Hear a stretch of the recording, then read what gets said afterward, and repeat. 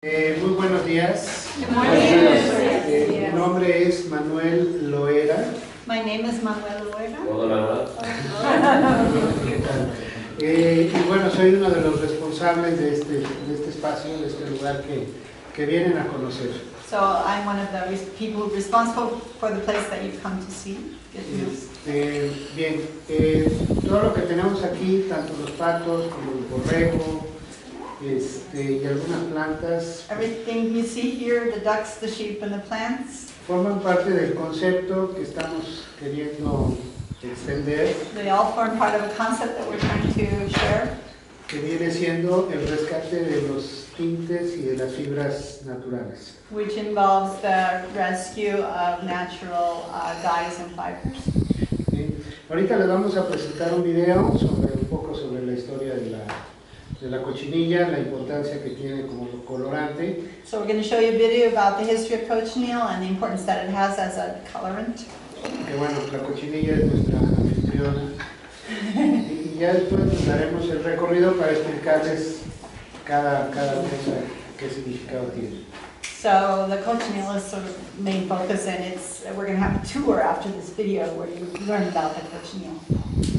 Gracias.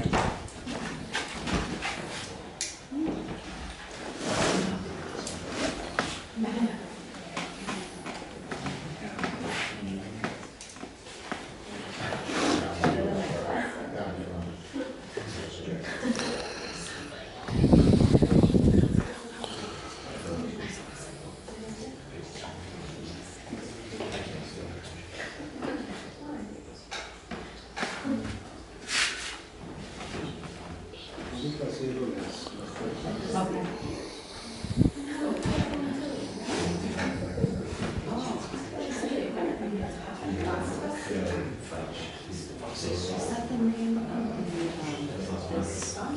Yeah, okay. Or Tlapanochestli. In the beginning, everything was darkness. The universe was totally dark. This is made for kids. And little by little, light began to appear. Until, because of a divine miracle, the universe became full with color. That is how the sky became blue, the fields green, the flowers in different shades, the sea turquoise, the sun a reddish hue, and the animals in multiple colors. And that is how it happened, that a small Mexican insect, a parasite of the Mexican cactus, was able to convert its body into a beautiful natural color, scarlet red. Here we will see its extraordinary history.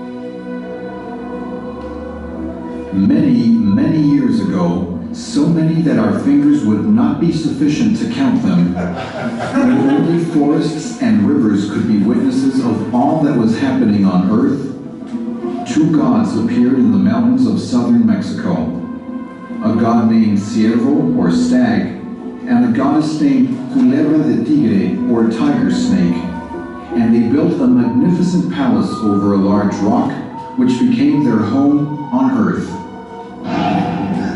This place was named Apuala, a place where after the gods returned to heaven, the wise men, owners of the red ink, lived. Owners of all arts, connoisseurs of the music of flutes and the counting of years. This place is none other than the region of the Hombres Nube, or Cloud Men, the Mixtec region in the state of Oaxaca of the Mexican Republic.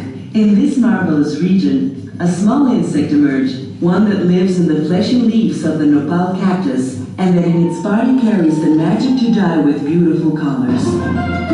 The fine cochineal, the natural dye. We don't know its true origin, but there are legends that with their ingenuity and beauty fill the voids that science leaves.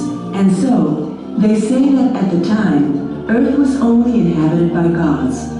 Two of them, the bravest, fought for the possession of an enormous piece of land with beautiful nopal cactus.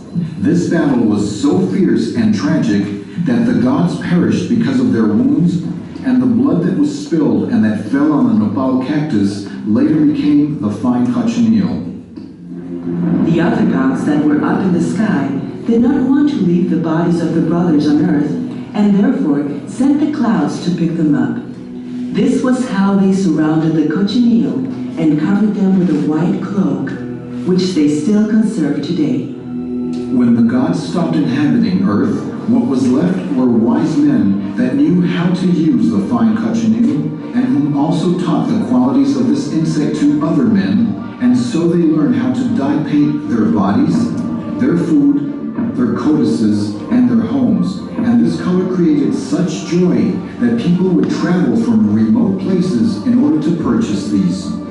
It is said that a tribe of powerful warriors asked for the cochineal as a tribute in order not to harm these men, and what they received with the most joy were the scarlet-colored cloaks and baked goods. And so, many years went by, until one day, a strange thunder was heard to be coming out of some wooden tubes that were used by some bearded white beings, dressed in metal, mounted on some unknown animals. These were the Spaniards that in the name of a crucified god and a faraway king took violent possession of the land of the cochineal.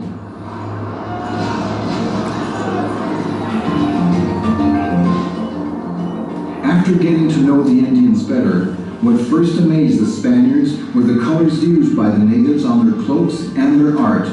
So they dedicated a special interest to study and learn all they could about the cochineal. Our friend, the wise man, tells us that the fine cochineal is an insect from the order of the Hemipterans, Suborder of the Hemipteran, of the Dactylopidae family, of the Cocodia superfamily, of the Dactylopius genre, and Dactylopius cocos costa species, and feeds off the fleshy leaves of the nopal cactus. The nopal cactus, on the other hand, is of the angiosperm class, of the Dicotyledonium subclass, of the Cactyl order, the Opuntia genre, and the Opuntia ficus indica Mills species. Knowing the characteristics of this little insect better, the Spaniards noticed that such a dye could sell very well in Europe and other parts of the world. For the Kermes and Murex purple, red dyes they were using were quite scarce. So, in order to obtain large quantities of the fine cochineal, they had to organize themselves for its production, gathering, and sale, without forgetting the need to comply with a series of decrees, mandates, and regulations for this entire process. It was until then that our fine cochineal, which ruled in places known today as Oaxaca, Chiapas, Jalisco, Puebla, Tlaxcala, Campeche, Yucatan, and other areas, became the royal dye for the whole world. From Persia to China, from England to Africa. But it was in Holland where a scientist observed it in detail under a microscope invented by him. For it was believed that the cochineal was a seed or a grain or a fruit, and found that it had legs. He determined that a long time ago, our ancestors already knew that the fine cochineal was in fact a small insect. The Cochineal was sent to Seville in Spain, obviously in first class within those fragile caravels. After a long and hazardous journey, they would finally arrive to their destination and were anxiously being awaited for by the prosperous businessmen, so that with great care they could send them to the main markets at that time, which were Flanders, Italy, Castile, and England. Since the Spanish Empire had the monopoly on the cochineal, always present were those ambitious businessmen from France and England that broke the prohibition of exporting live cochineal insects from the New Spain. And so, the insect began to be cultivated in places such as the Antilles, Northern Africa, Java, and India. But the fine cochineal did not want to grow in these places and only selected Peru, perhaps because Viracocha, a Peruvian god, was related to a Mixtec god. It also flourished in the Canary Islands because it enjoyed the climate and the commodities of a luxurious tourist center. History and time have allowed us to know the cochineal insect better and better all the time, and our wise man shares more knowledge with us by adding, the female insect, motionless and fertilized, feeds on the juices of the nopal cactus, reason why the indigenous would call it Nochestli, blood of the nopal cactus. The color of the cochineal is due to the presence of carbonic acid that the insect itself has. Chemically, this is carboxylic hydroxylated and methylated anthraquinone with a lateral chain of sugar, which combined with some metallic salts produces lacquers, compositions that are used in the industry and that produce many hues. But let's continue with our story. During the reign of the cochineal, kings, emperors, and popes showed off their scarlet capes, and those of the upper or higher classes would dye their fabrics with this dye. European armies fought amongst themselves and would differentiate one from the other by the color of their uniforms. In this manner, the English in their red uniforms wanted to look better than the French in theirs. Such was the fame of the cochineal that Spain became very rich commercializing it, for this type of economic income was only surpassed by the income generated by the commercialization of gold and silver. But good things don't last forever, and so those countries that did not have direct access to the cochineal searched for a substitute. It was mid-19th century when British and German researchers, using coal, were able to synthesize textile dyes, immediately starting production at an industrial level, bringing costs down and therefore displacing from the textile industry natural dyes such as the fine cochineal. On the other hand, Mexico, because of its recent independence from Spain and its political and economical woes, also stopped cultivating the cochineal, which little by little began to die and deplenish throughout the world. This is how the cochineal and other natural dyes became forgotten, and cosmetics, medicines, and foods started to be colored with artificial coloring. But attention, danger. Many synthetic dyes, especially crimson and red tones, are hazardous to health. And it has been demonstrated that there isn't an abundance of good quality red dyes. So, what do we do, asked the world industry, for when it turned its eyes towards the world in search of the fine cochineal, it could not find enough production to satisfy its demand. Fortunately, after some time, in Peru and in the Canary Islands, still found as a legacy of the conquest, were considerable quantities of the fine cochineal.